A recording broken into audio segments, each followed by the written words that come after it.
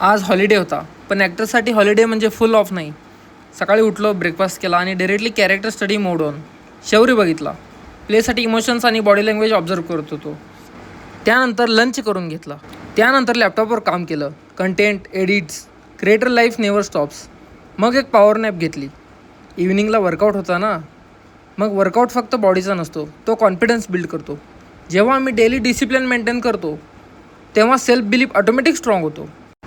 एक गोष्ट फिक्स आहे, मूड असो किंवा हॉलिडे, वर्कआउट स्किप नाही. बिकॉज वर्कआउट फक्त बॉडी बिल्ड नाही करत. स्टेजवर उभं राहायचं आहे, कॉन्फिडन्स. कॅमेरासमोर फिअरलेस राहायचं आहे, confidence.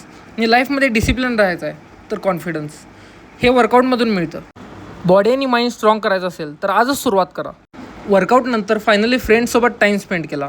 Laughs, talks, chill vibes. आणि त्या नादात एक चीट मील पण झालं. माझी अशीच थिएटर लाईफ बघण्यासाठी मला फॉलो करा.